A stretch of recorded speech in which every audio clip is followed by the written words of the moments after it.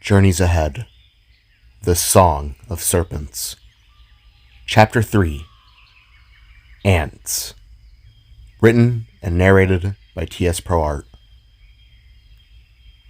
Slowly opening his eyes, Void found himself to be in a world of hurt. His body ached, and his neck felt as though it wanted to explode. His vision blurred between bright hazes to then that of murky and clumpy water. It was a cold sensation that had been seeping into his clothes and servos, as well as touching the right side of his face. Once all of his senses awakened, the spark slowly began to realize that he was laying almost face first in some swamp or riverside. Coming to full consciousness, Void blinked hard before placing both his hands upon the ground. Weakly, he craned his head up and then out of the water. As he did, the liquid trickled down upon his horns, creating an almost tiny waterfall to the mud below. Now up, the spark found that he was on the shoreline of one of the swamps that were in this, albeit strange world. Surrounding him on all sides, sprouting tall, were many of the teal and orange trees that he had seen from above. They almost looked alien in nature. They all seemed to have curving trunks and spiraling leaves. For all Void knew, he had landed into some kind of wonderland. With an injured grunt, Void slowly pulled himself from the water and onto the shore. Using his mechanical arms, the spark dragged his cyborg body from the clutches of the cold hands that spilled upon the now muddy sand. Once free from water, the spark slowly got up upon his hands and knees before coughing hard. Specks of saliva and blood drizzled from his mouth, with hints of slight green mixed within. Wincing, Void reached up and gripped the right side of his neck. A present sting was felt, along with two burned open bite holes. The venom felt to be toxic, both in and out, preventing Void's biomechanical body from self-healing. The spark realized in that moment that he would have to self-repair on his own terms. He pondered the idea of ditching the mechanical body, but the venom had already taken its place within, both in his head and rest. Void wasn't sure the bite's effects had been lethal as of yet, but considering that he was still alive and moving, he had figured that maybe it was a stabilizer venom, one that would probably be used for freezing prey. However, it was only a theory. Chida. Void weakly groaned before slowly getting up upon two hunched and shaking legs. Chida. He said again with a present crunch in his waist. Slowly, Void began to limp his way forward and enter into the jungle ahead. Rearing his arm around, the spark tapped upon its front to see if he could activate its confines. After a slow moment, there came a holographic pad that was full of options. Clicking down, Void selected a map icon to see where he and the others had ended up at. For the first time in a good while, the spark gazed upon the multiversal map, only to find that he was indeed within another dimension. However, one he hadn't visited yet. It was on the outskirts of the constellation patterns, still connected but drifting far off.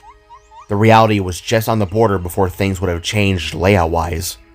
All that was around were just unnamed, all waiting to be documented. You've gotta be kidding me. The spark groaned before continuing forward. Chida. Knock. Where? Void whispered to himself, getting chills as a dawning reality set within. What if they're... No.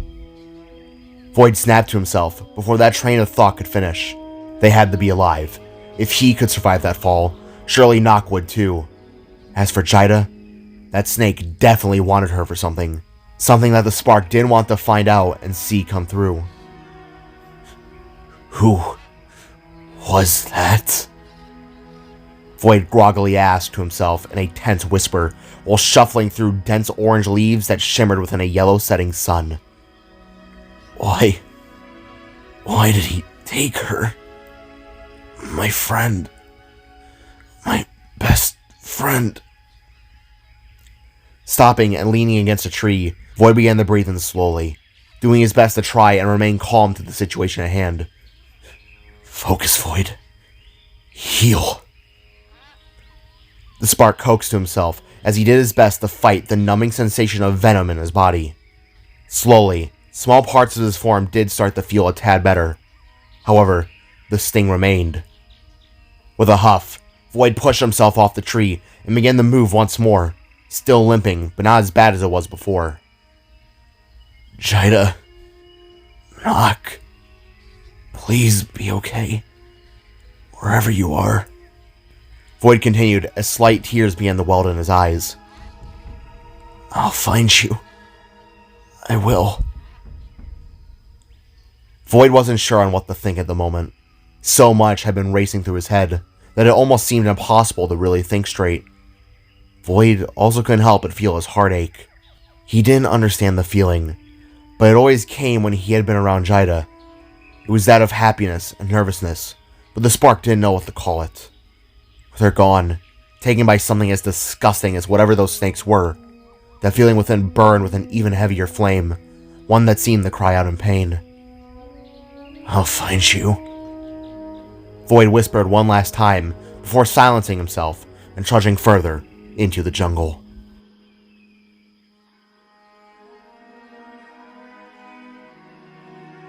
An hour at most felt to pass. Time almost seemed to be an illusion within this world, at least to Void. The distant sounds of wildlife both cawed and cooed from above and presumably below. Some of these creatures sounded almost to be in harmony. However, Spark knew that sounds were always ones to be deceiving. One moment, you think it's a cute bird. The next, a giant crab the size of a bus is trying to eat you and the homeless guy you tried to help out. That memory of Void's was never a fun one. Help! A shrill cry came from Void's left. Whirling his head, the Spark turned to his side as the voice echoed across the tree-filled biome. That voice, he reckoned. Could it be?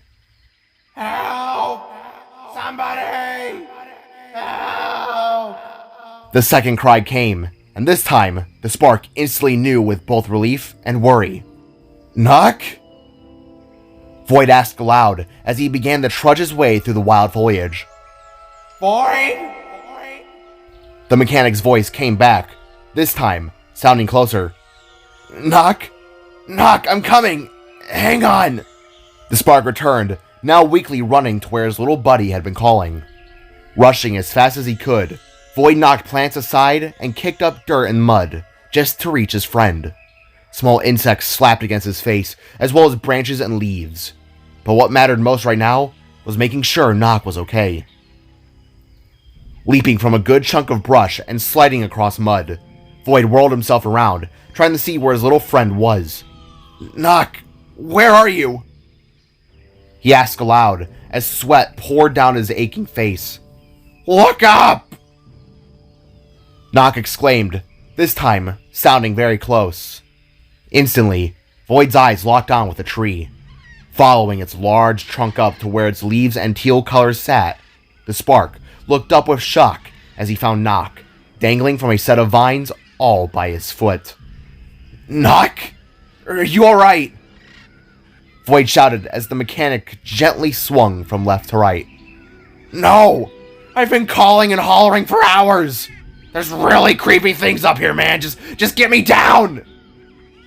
Nodding, Void weakly contorted his left arm into its blaster form and took aim with a slight shake in his form. Whoa, wait, you're gonna shoot me down? Use your arms! Nock cried as his eyes widened with fear. They don't reach up that far. I'll catch you, don't worry. Void returned as he closed one of his eyes and took aim. With a sharp and blue flash, Void fired one little round towards the vine, causing it to instantly burn and release Nock from its grasp. The tiny mechanic wailed as his body went spiraling downwards. But in the nick of time, Void reached out and caught him, however, falling backwards and onto the ground from the sudden impact. With a disgusting and clumpy squish upon the soaking mud, both Void and Nock rolled over one another before slowly getting back up, first on their hands and knees, and then to their legs. Groaning from this, the Spark rose his shaky hand up and clenched the snake's bite once more. It continued to burn and sting, but not as much like earlier. It now felt more or less like a sore than anything else, yet burned all the same. Knock, however, brushed himself off to the best of his abilities and readjusted his glasses, which were now cracked once again. Scratches and cuts lined his head and cheeks, while soggy clothes and muddy get-ups accompanied the look. "Knock, I almost thought you were dead." Void choked out as he reached forward, pulling his little buddy into a hug. "I would have been if it weren't for that damn tree. The leaves and vines caught me before I made impact." Knock gasped out in a solace as he patted the Spark's back. I was fine until the ants." Knock added as the two of them let go of each other. "Ants?" Void asked as they looked back up at the tree. Quivering with a shaken tone, Knock craned his sights to Void and then back at the tree. "When I was dangling for God knows how long, I started to see movement out of the corner of my eye. Every time I tried to see, I would be met with blurs, quickly moving up and down the trunk." Knock explained while making hand gestures. "I thought they were squirrels or something, but no, they were giant fucking ants." Knock cursed as he pointed to one of the massive insects crawling alongside a branch near the top. "Ew." Void groaned as he watched a large, red and bulbous creature disappear into the leaves. "They tried eating me, man. Look at my vest." Craning down, Void saw that Knock's vest was torn and chewed in some aspects, definitely caused by sharp mandibles or claws. "I was fighting for my life for at least 6 hours. I don't even... Wait a second." The mechanic stuttered before gazing at Void with stern eyes. "If you're down here by yourself, then where's..." Looking down with an injured huff, Void crossed his bulky arms with a defeated presence in his soul. The look upon Knock's face was now that of sheer fear and shock, as Jida was nowhere to be seen. "That snake, whoever he was, he bested me in combat, knocked me off the beast like you, and he got away with her." Void sadly explained in a shorter sense of terms, leaving Knock to shake his head and look around wildly. No, oh God, no, oh Jesus, he got away?" The mechanic inquired with worry as he now began to pace back and forth. Shaking his head with a saddened stare, Void couldn't help but sigh and tap his foot to the situation. Every which way you were to look at it, it was bad. Little positive, mostly negative. We're also in another dimension. A different planet, per se, I guess. One I'm not too familiar with. As far as I'm aware, judging by our environment, the snakes of Jida are probably in this world too. Raising his hands up and behind his head, Knock began to pace even harder with wild eyes and a shaken breath, all before beginning to babble in fear. A different dimension? I'm in a different dimension? We're stranded in a dimension that looks like a Willy Wonka infested shitfest? Raising his arms with a tired face, Void eyed Knock as he continued to ramble and speak with panicked words. It made Void feel a bit uneasy. "Knock, I need you to calm down, alright?" Void gently asked with soft words. "Calm down? Calm down!" Knock retaliated with a whirl in his head. "Void, I understand that stuff like this is a run-of-the-mill day for you, but I need you to think in my shoes for a second here."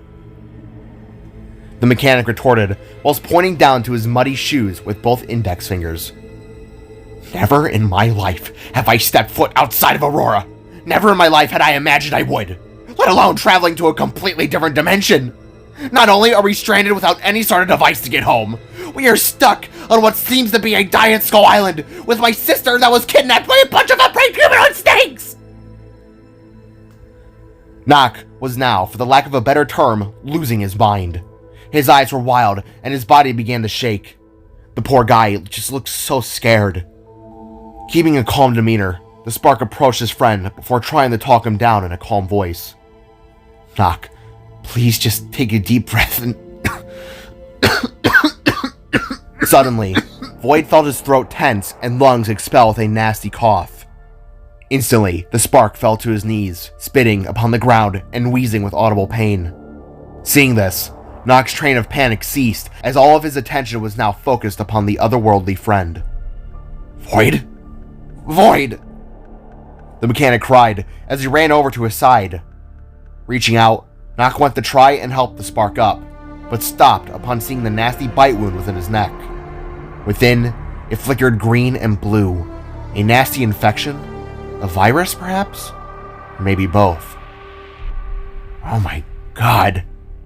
Void, did one of those things bite you? Nock firmly asked, now helping the spark back upon his feet. Yeah. The one that kicked our asses got me pretty good. I'm fine though, really. Void answered before wiping the saliva trailing down his mouth. That didn't sound fine to me. Nock returned as he took a step back from the spark and began to brush himself off once more. My body should self-heal over time. But for now, we gotta find a place to rest. Sun's going down and we gotta figure out what our next move should be. Void rationalized as he looked through the trees and at the setting sun. Every second we waste is a second that could be crucial for Jida. Slowly, Nock took a deep breath and nodded his head before shoving his hands deep into his pockets with thought. I suppose you're right. You're more experienced with this, so what should we do? Nock asked, staring in the Void's eyes. Shrugging and looking around himself, Void locked his eyes upon a steep hill in the distance before thinking on the most natural thing at that moment. We get the higher ground, start a fire, and see if we can find a lookout point in the morning. The spark stated to his friend before beginning to shuffle his way towards the hill, with Nock slowly following in tow.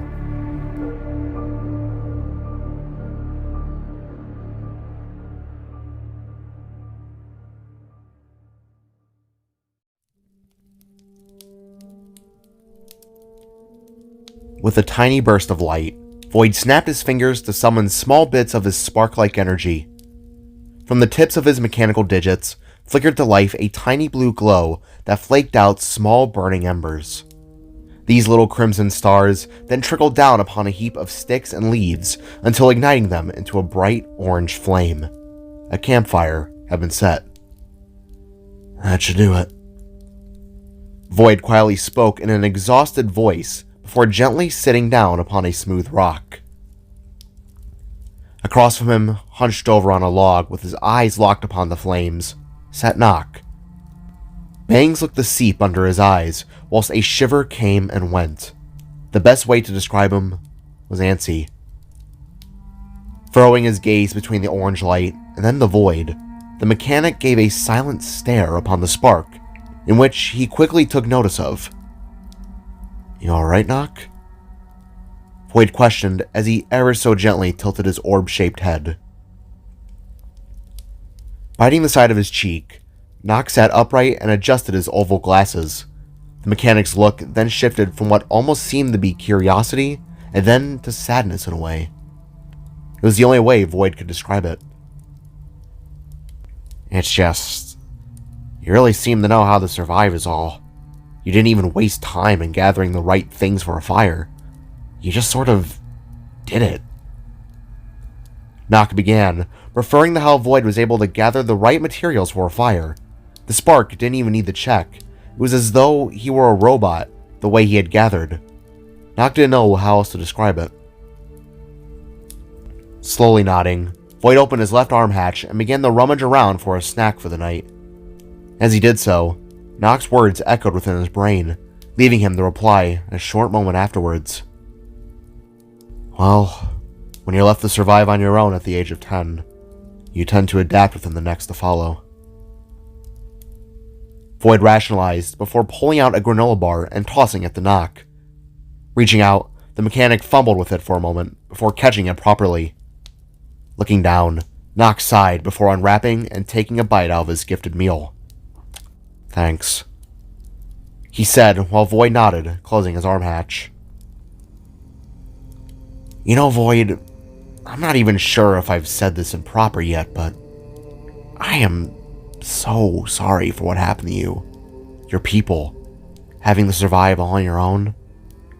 I can't imagine. Nock continued in a remorseful tone of voice. Now that he had brought it up, Void kinda realized the two had only seemed to talk in passing conversation. Nothing but good mornings, good nights, and what the day's plan was. And of course, stopping the last of the glitch. But other than that, both Void and Nock hadn't really hung out per se. It was hard, to tell you the truth. Void returned before continuing on with a slight change in subject. I told Jida this, but I've been sort of struggling to fit back into society because of the years spent out there. Void revealed to Nock as he stared into the flames with his dark, oval eyes. I've tried over and over this past year and a half, but as weird as it is to say, building campfires and being in uncharted territory feels more at home with me, I guess. However, not when the circumstances involve. Void's words slowly trailed off as he winced to the flames. Its amber dance reminded Void of Jida's hair, her burning personality, and the warmth she gave. Void began to wish that he had that right now. Yet, the cold embraced instead. Looking down, Nock kicked his little legs before responding in a similar vein of voice. I understand, I suppose. She really, and I mean really, cares about you, Void. Looking back up, the spark gently smiled to this before looking off to the side, listening in as the nighttime wildlife both chirped and cooed from an unseen array of shadows. She found the strength to jump between dimensions for you, man. Granted, we had Salvaheim to thank for that, but... Nock, is this supposed to make me less or more worried for her safety? Void butted in midway through Nock's words, leaving the mechanic to stop mid-sentence and slowly look down. For a moment, Nock thought about what he said before carrying on with something else. I'll be honest, I think I kind of just lost my train of thought there. But, look, going off of that, what I think you need to know is that she really, and I mean really and truly, looks up to you. You're like a role model for her, man. Nock stopped himself before dropping the ball, leaving Void the gently nod. That's still... well, I guess that makes things both better and worse, to tell you the truth. Void replied in an almost defeated tone before gently getting off his rock and rolling to the side. Quietly, Void sighed while getting comfy in a sleeping position. He found himself to not be in a talking mood. We will find her, but that requires rest. I suggest you get some sleep. Void quickly stated from out of the blue, leaving Nock to just comply and go along with what the spark asked. Yeah, that's probably a good idea. If I can manage to sleep on this log, that is. Nock added as he uncomfortably laid down in a classic sleeping position, hands clasped under his head while legs were tucked in tight. Both him and Void were now facing away from one another and just staring into the dark abyss of the jungle. On Void's side, the spark stared on with a wince, as slight tears ever so gently trickled from his eyes. His heart continued to ache as that puncturing feeling felt as though to gut him. Void had never really took into effect just how much she had meant to Jida, and vice versa. Although a secret, the both of them normally preferred sleeping in the same bed at night. Normally, it was Jida who would crawl in the bed with Void, and the two just found comfort in that sense. A protective hold as the night went on by was a feeling that Void never really realized how much he cherished. With her gone, and at the hands of those snakes, Void couldn't help but feel fear for her as well as himself. Closing his eyes and blinking the tears away, Void continued to silently promise to Jida that he would find her, no matter the cost. We will find you, Freckles. We will. was the last thing Void said before forcing his eyes closed for the night. Good night, Void. Nock weakly called from the other side of the flame. After a long silence, Void clenched the dirt at his side as well as Jida's necklace, the one she had made for him, before returning with a quiet, "Good night, Nock."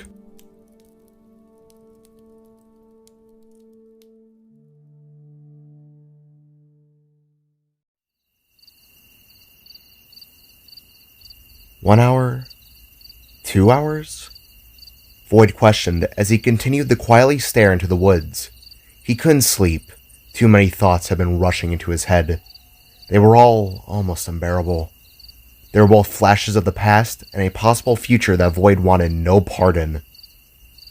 Clenching his eyes shut once more, Void tucked himself into a ball and once again tried to force himself to sleep. Yet every time he did, the spark would only be met with 3 sights. One, and most obvious, was Jida, a blurry shape that resembled her as his brain pieced images together. Next came Void's family, Nova, Celeste, and even his older brother. The last of images really made him not want to sleep. Sometimes, he saw the Glitch King himself, Lotus. The monster would just stand there. No words, no emotions, just a blank gaze. No matter how much he tried, Void couldn't necessarily move on per se. It was as though the glitch and all the trauma from the past were ghosts, haunting him and taunting him with those damned words. It's a cycle. Void whispered to himself as he twirled the little necklace around his fingers. But the snakes... a war? Void's mind began to trail and bounce once more, jumping between thoughts like a rabbit leaping across a field. What was his deal? My people went to war many times before Salvaheim, but... a vessel? What does... Primatira... What have we gotten ourselves into? Void mumbled before opening his eyes again, only to see something suddenly scuttle itself into the darkness. Wincing, Void ever so gently lifted his head upwards from the ground as the noise disappeared into the ruffling leaves.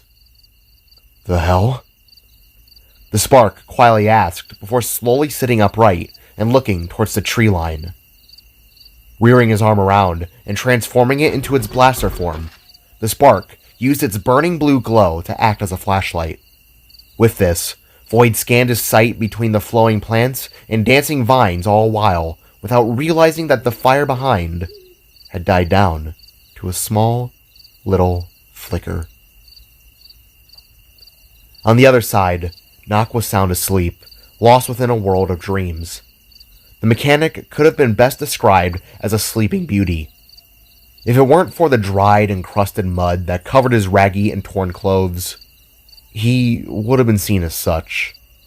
However, his slumber didn't continue for much longer, as something began to gently tickle the mechanic's face. Quietly grunting in his sleep, Nock brushed the sensation off with his hand, only for it to come back moments later. It almost felt akin to a string bristling against one's face, soft but just so odd to touch. Hey, what's the big deal? Nock mumbled as he opened his eyes and placed his glasses back over them. As his vision came to light, Nock's heart suddenly sank to the sight before him. Standing less than a foot away from his face was one of those ants from earlier, but this one was much larger and drooling from the mandibles. Leaping up with a petrified scream, Nock found himself tripping over the log he had been sitting upon, while Void instantly jumped and whirled around to see what was happening. With the Spark's arm cannon now trained in the other direction, Void shouted in fright as to what was illuminated. The large ant was about the size of a Labrador. However, unlike the tiny normal-sized ones that resided in most worlds, this one was donned in blood-red and black skin. Sharp mandibles clacked upon its beady-eyed head, while crab-like claws and a scorpion-esque tail reared up from behind, looking aimed right down upon Nock. Without a second thought, Void cocked his blaster back and fired a burning round into the beast, causing it to explode and release a high-pitched wail in death. Dark yellow and foul-smelling blood spilled to the ground below as Nock slowly got up and rushed the Void's side. In a fearful state, he hid himself behind the Spark's leg while the two looked at the now dismembered insect. "Are you okay?" Void asked with worry while looking down at his friend. Gazing back up to the Spark, Nock made an audible gulp as fear coursed through his brain.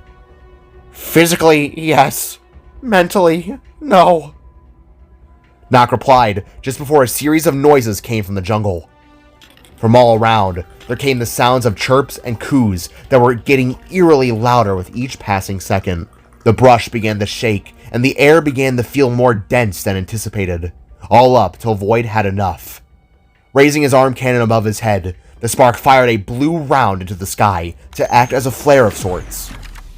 As shimmering blue glimmered above the jungle, it gave enough light to see what had been around them. What the two saw sent a wave of chills to course across their bodies. Ants. Ton of large, scorpion crab-like ants had been approaching at all angles. Worst of all, they had been looking rather famished this evening. "You've gotta be kidding me!" Void shouted before grabbing Nock and hoisting him up upon his back. "Void, now would be a great time to fly!" Nock cried out as he looked from both his sides. Nodding to this, Void went to activate his turbines, but was met with an error sound from his spinal cavity. "What the?" the Spark blurted as he looked over his shoulder. "Nock, what's going on with it?" Void asked its inventor, who quickly leaned down to see the issue. "Oh my god! Void, it's saying that it's short-circuited! The water! It can't be activated until it's dry!" Nock exclaimed as the issue alerted within the Spark's backplate. "You mean to tell me you built thrusters that weren't waterproof?" Void angrily inquired as he contorted his other hand into its blaster form. "I never thought you'd use it for water surfaces!" Nock replied, sounding regretful in his design choices. As the colony of ants emerged from the thicket, Void got ready and took aim from both sides, before shouting one last time, "When we get back, I'd like to have my old wings back, ASAP!" Turning around and spitting his upper half, Void began to blast and open fire upon the approaching insects. Although they dropped easily, both Nock and the Spark were horrified as to just how many there were. One by one, Void popped and eradicated them, yet they just kept coming from the shadows, all hissing and clamping their mandibles. "I think I might have angered their colony," Nock whimpered as he clung to Void like a koala upon a tree. Leaping and stomping down on one like Mario to a Goomba, Void began to dance and evade claws and stingers that came crashing and slashing at all angles. "They just keep coming!" Void cried as he opened his chest and fired out several tiny rockets, destroying tons of the ants and creating room to stand. "Well, logically speaking, there's normally around 20,000 to 100,000 ants in each colony, so if we apply that logic to..." With another blast, Void cut Nock's words short in terms of the situation. That number estimate was the last thing the Spark truly wanted to hear. "You're not helping," Void boasted in a huff before smacking an ant to the side with a hard clash. "Sorry." Nock returned as he and Void ducked over one that got a little bit jumpy. Things were quickly getting bad. Really bad.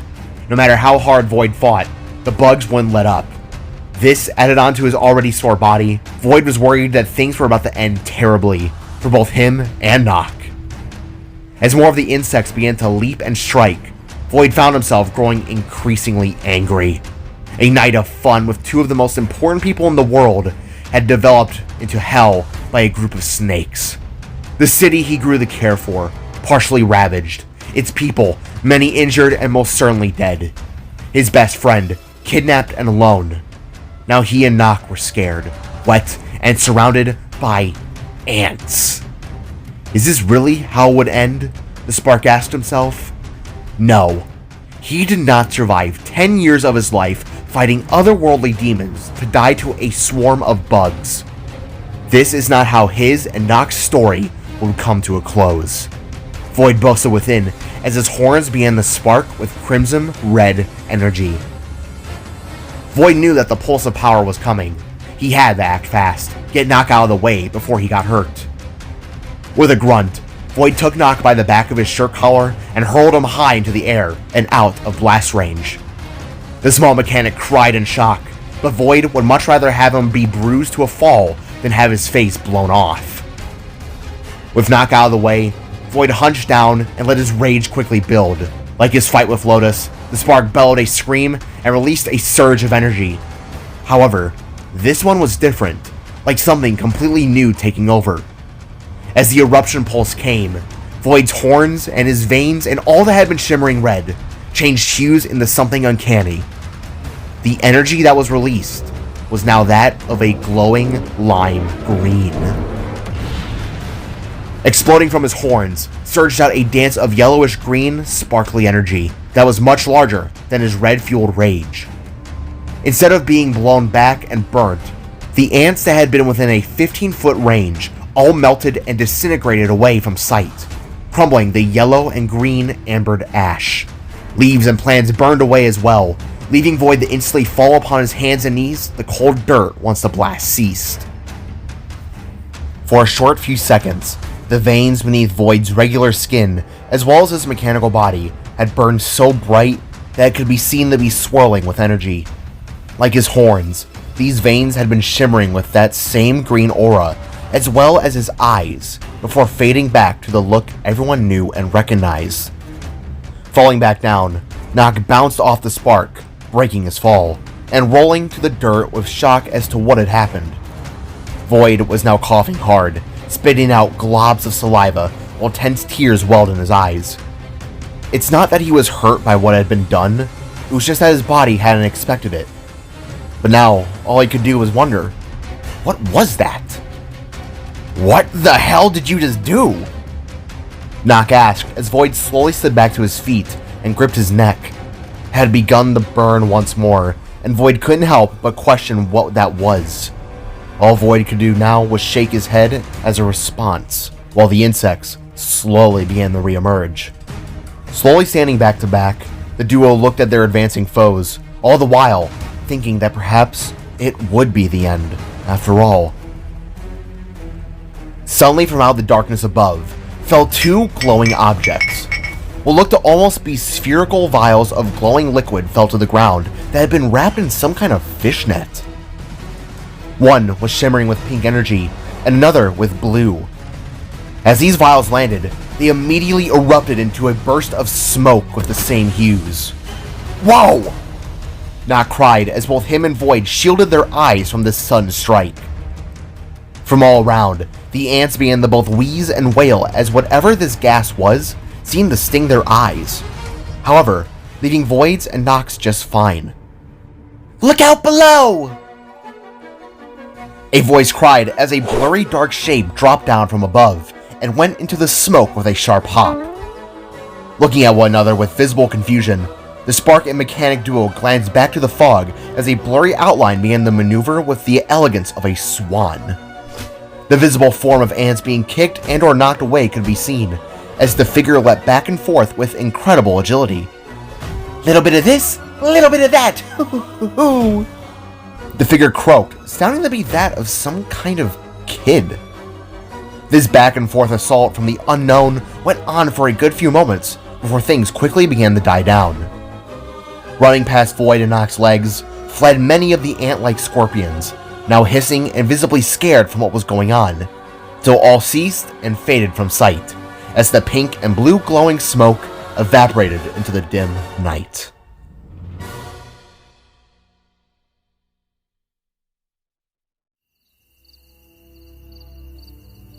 With the smoke cleared and threat now gone, both Void and Nock look around themselves in slight worry.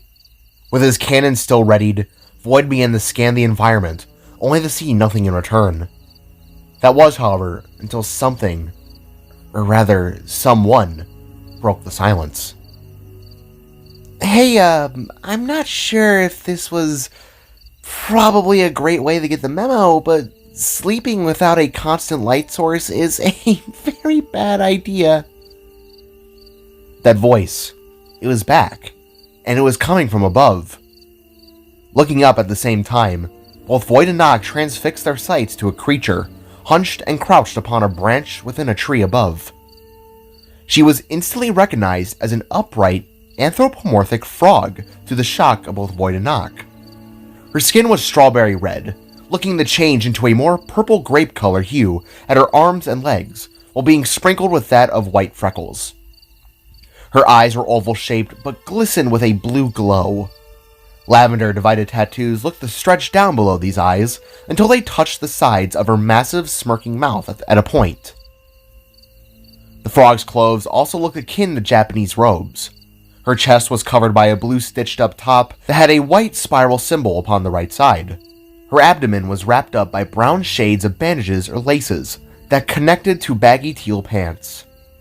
Her lower legs and feet and arms were also wrapped in these bandages, as well as bits of cloth, making the figure look more defined in her stance.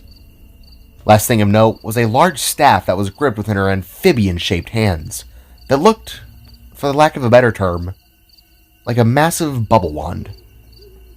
That's a big frog. Nock whispered, leaving Void to raise his hand to gently calm him down. Hello. We're not from these parts, miss, but thank you for the help. Void replied to the strange frog girl that tilted her head down upon them. Look, this may sound crazy, but... With a leap, the frog leapt from the branch to standing in front of both Void and Nock. She was definitely some kind of kid, or young adult at most. Her height was just below the Spark's chin, but the spry of youth was visible within her glowing ocean blue eyes. From a different dimension? Yeah, I could tell. There's no creature like you that has ball-shaped heads around these parts. The frog explained with a little giggle, while sheathing her staff behind her back.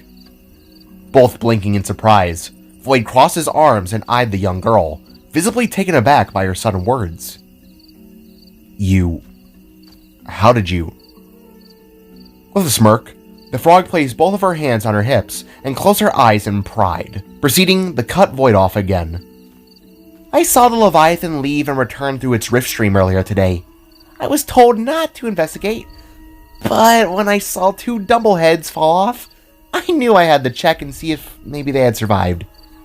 You two are those Dumbleheads that fell off, right? The frog asked, with now open and curious eyes. Leviathan? Big snake, ghost-like, teal-colored thing? Has a bunch of assholes riding on top of it? Void asked, trying to understand. Guess I was right then. Glad I came when I did. You two look like shite. The frog exclaimed before flipping backwards and onto a tree. Follow me. The people of my village will patch you two right up. Shaking his head, Void began to slowly walk forward and raise his hands, while Nock gently followed suit. Whoa, slow down, kid. You're talking faster than a frickin' bullet. What's your name, and what is this place? Where are we? Void asked as he locked eyes with the frog. Crocodile Misozi, Ito. But you can just call me Coco. The frog girl replied, giving a smile and head tilt. As for where you are, we call this world Office. Now, what are your names, travelers? With a curious stare, Void introduced himself as well as Nock. I'm Void Novison, and I'm Nock Rogers. The two introduced, leaving Coco to nod her head. Weird names. Come on, then. Coco exclaimed as she began to hop from branch to branch, while Void and Nock followed behind, albeit in a tired state. Void, are you sure we can trust her? Nock quietly asked as they both watched Coco flip and dance between branches, while her body looked to almost glow in the dark. She saved us. If she wanted us dead, she'd do it by now. Void returned as he clutched the bite wound around his neck. So, what led to you two Bingledorbs getting into a conflict with Naja of all people? Coco asked as she landed back to the ground with a flip. Naja?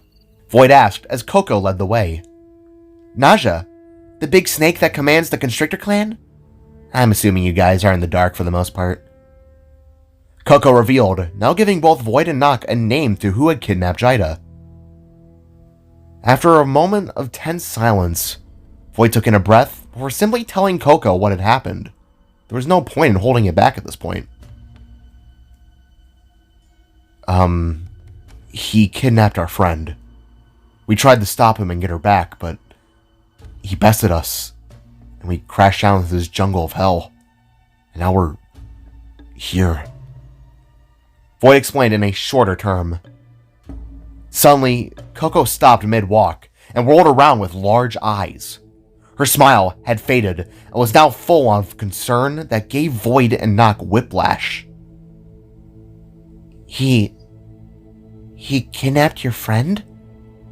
Coco questioned, growing a bit worried. Yes. He called her some kind of vessel. We don't know what that means, but maybe you could... With a gasp, Coco covered her mouth and took a slight step back. Seeing this made both Nock and Void instantly tense. What? What is it? Do you know something? Void asked with a raised eyebrow in hand.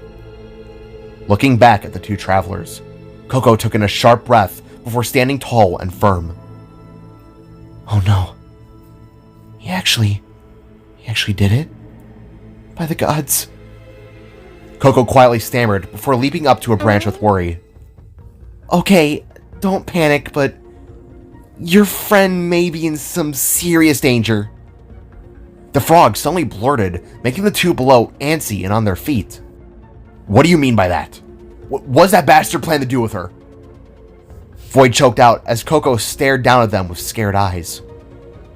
I can't fully tell it myself, but if you follow me, the leader of my village will explain everything. Come on! Coco cried as she began to quickly leap from tree to tree in a worried set of hops. Hey, kid, wait!